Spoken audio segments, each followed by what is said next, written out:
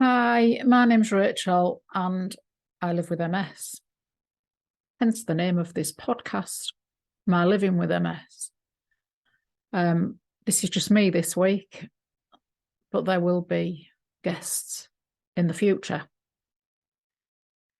Today is about a webinar that I was a panelist on for the MS Society, where I got to share my lived experience of changing symptoms. So let's go.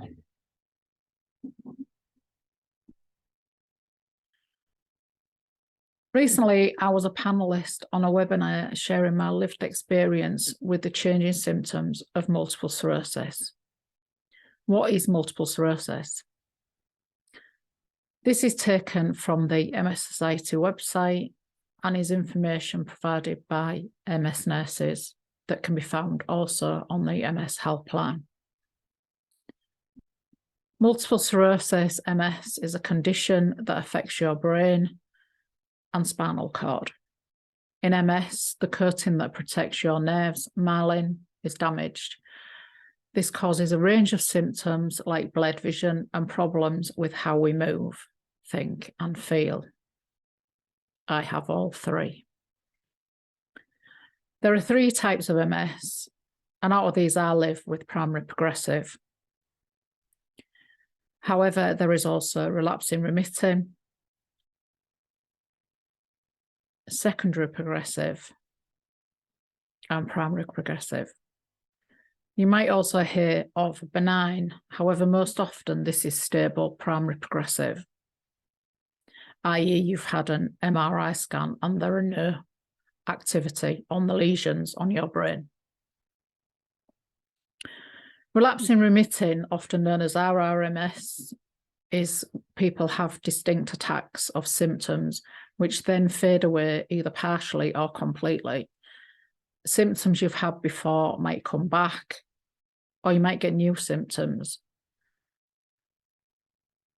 You can sometimes manage this with medication called DMTs, which can reverse symptoms, though not always treat completely.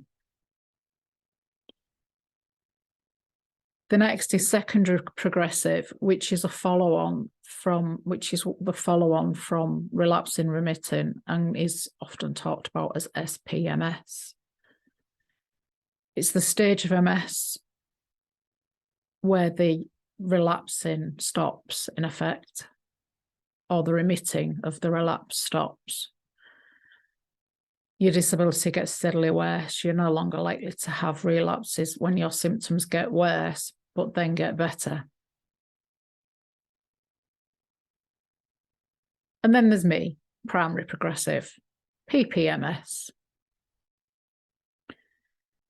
From the outset, the primary symptoms are progressive, usually diagnosed in people in the 40s. Early symptoms are often subtle, like problems with walking, which develop.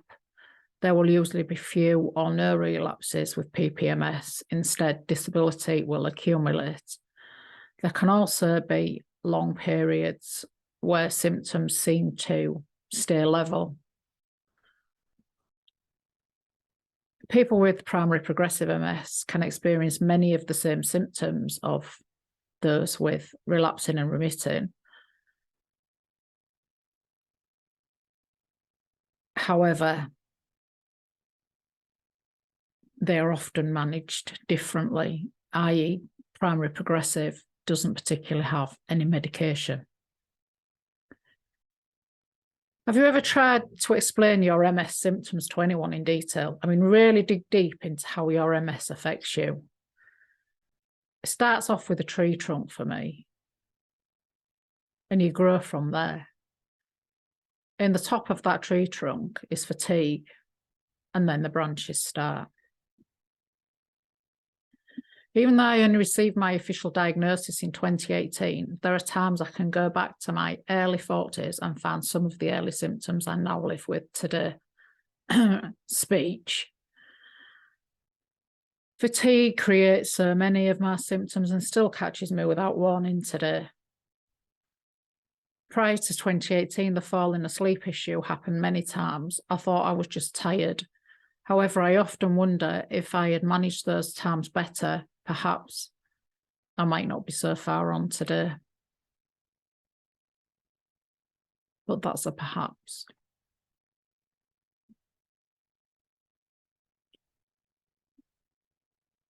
Symptoms change gradually for me, so it's hard to detect. Although the deconditioning, which took place throughout the pandemic, I don't think I will ever get back. My wheelchair, which was once an aid to preserve my energy, is now my only way of having a social life. I can't stand for long.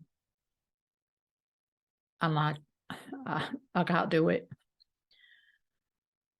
It does also depend on what the symptom is for me. The most worrying is MS hug, which I've had a few times now, and it can go as quickly as it starts. I can only describe it as a constricting feeling in my chest, often only one side, but front and back.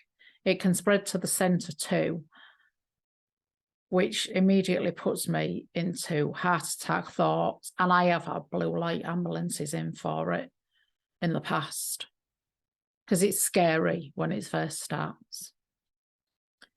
To understand MS hug, you need to understand what happens to my nerves, which cause the muscles to, in effect, spasm. It's not just MS hug. It happens all over my body. As explained earlier, our nerves are covered in what's called myelin sheath, which protects them from being exposed. In multiple sclerosis, the myelin sheath gets damaged and it exposes the nerves. So when those nerves get exposed, there is nothing to stop the reaction. And believe you me, that reaction can send my pain levels from 1 to 10, just by the flick of an ankle. It's important to alert someone in your medical team, as it isn't always MS related, and this needs ruling out. I feel very fortunate to have a good relationship with both my GP and my MS nurse, which means as soon as I recognise a change or a symptom I haven't had before, I speak to my GP and follow it with my MS nurse. My GP is really knowledgeable on MS as well. It does still panic me though when MS hug starts, because of whereabout in my chest I feel the pain. And the hug, it's not a hug at all. With my MS being progressive, I do have many changes that just stay, and though they can be managed, they never really leave again. The days when they're at the worst, I rest up with a podcast, Netflix, and most importantly, say no, or send apologies for Zoom meetings, etc. Because I am awful at saying no. I just carry on until I stop. And that's been me throughout my life. I just carry on until something in my body goes, no, we're not doing this anymore, stop. I have certain times in the day that I'm affected more than others as well.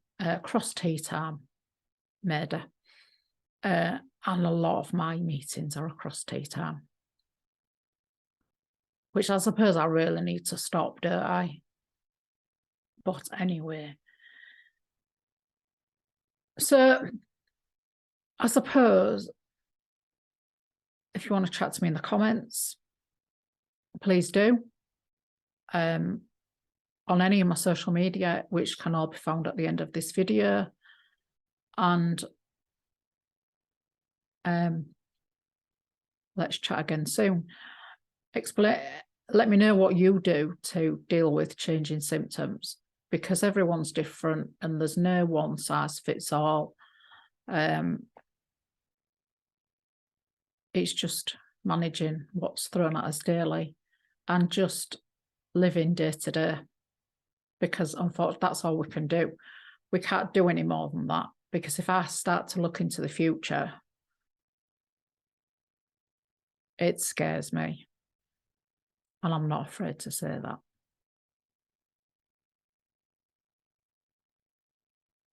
Thank you for watching. Thank you for listening. Thank you for reading wherever you've decided to consume this podcast. And please follow me on social media and subscribe. Please subscribe and share me far and wide. You can find all the details at the end of this video, and I look forward to speaking to you again soon. Ta-ta for now.